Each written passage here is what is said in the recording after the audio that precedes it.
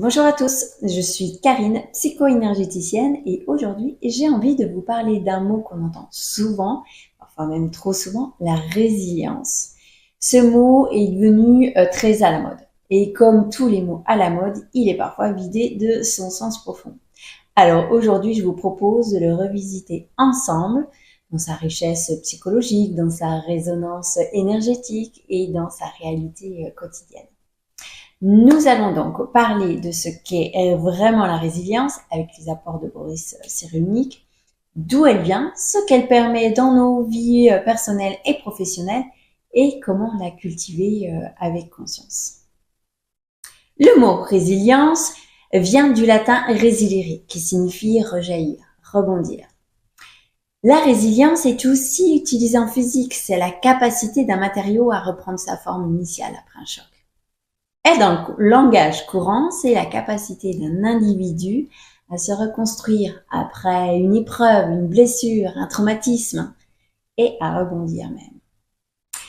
Mais celui qui a popularisé ce terme dans le champ psychologique en France, c'est le neuropsychiatre Boris Cyrulnik. Il a lui-même connu des traumatismes profonds dans son enfance. Pendant la guerre, la perte de ses parents, la clandestinité, les camps. Il explique que la résilience n'est pas l'oubli, ni le déni. On n'oublie pas, on n'efface pas. C'est une transformation de la souffrance, un processus de réparation, une sublimation parfois, sans effacer la blessure. Par exemple, une personne qui a vécu une séparation difficile peut, avec le temps et les bons accompagnements, transformer cette douleur en une nouvelle vision de la relation à l'amour de soi et même à l'amour de l'autre. La question qu'on peut se poser, sommes-nous tous résilients? La bonne nouvelle, c'est que oui, chacun de nous a en soi une capacité de résilience, mais comme une graine, elle a besoin de certaines conditions pour germer. Un attachement sécurisant ou une réparation ultérieure de cet attachement s'il n'a pas été sécurisant dans l'enfance. Un sens donné à l'épreuve et surtout un lien. Boris Cyrulnik insiste là-dessus. C'est la relation qui sauve. Une main tendue, une oreille qui écoute, un thérapeute qui soutient, une communauté qui accueille. Et c'est aussi ce que je vois en accompagnant.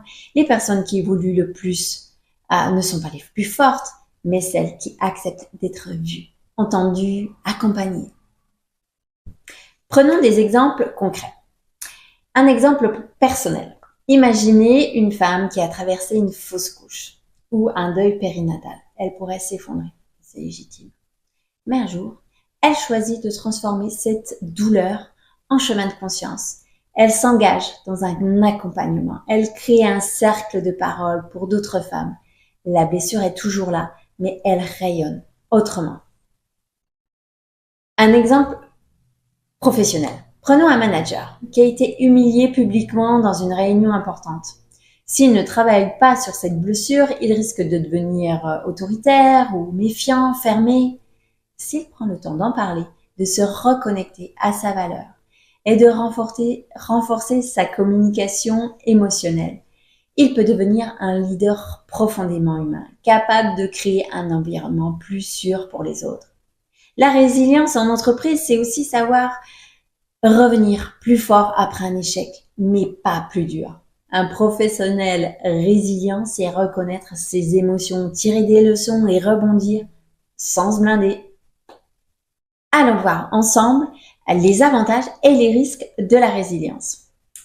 Évidemment, des avantages, une meilleure estime de soi, une plus grande tolérance au stress, une capacité à transformer l'adversité en apprentissage et souvent une énergie de contribution, aider les autres, transmettre.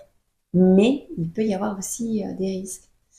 Parfois, on se suradapte. On devient ce que certains appellent faux résilient. On a l'air fort, mais on s'est déconnecté de soi. On met des pansements sur les plaies ouvertes. Il est donc essentiel de faire la distinction entre rebondir et refouler. Une vraie résilience n'est pas un défi, c'est une transformation consciente. Voici quelques pratiques pour développer sa résilience que je recommande souvent et que j'intègre dans mes séances psycho-énergétiques. Tout d'abord, accueillir l'émotion plutôt que de la fuir. Pleurer, écrire, parler, tout est valable. Ce qui ne s'exprime pas s'imprime. Ensuite, retrouvez du sens. Demandez-vous, que m'apprend cette épreuve sur moi? Sur ce que je veux, sur ce que je ne veux plus. C'est aussi activer le corps énergétique. Pratiquer la cohérence cardiaque, l'ancrage, la visualisation, le travail sur les chakras. C'est aussi s'inspirer de récits résilients, des biographies, des témoignages, des films, des cercles de parole. Ils nous rappellent qu'on n'est jamais seul. Et puis, créer un espace d'expression par la peinture, par la danse, la voix, l'écriture. L'énergie bloquée peut ainsi circuler à travers le corps et la création. Pour conclure, la résilience, c'est un chemin d'amour envers soi. Ce n'est pas la négation de la douleur, mais son intégration dans une nouvelle version de soi, plus consciente, plus libre. Si cette vidéo vous a touché, je vous invite à vous abonner, à liker et surtout à partager en commentaire quelle a été votre plus grande épreuve résiliente ou bien où vous en êtes aujourd'hui sur ce chemin. Et je vous retrouve très vite pour une nouvelle exploration de l'âme, du corps et de l'énergie.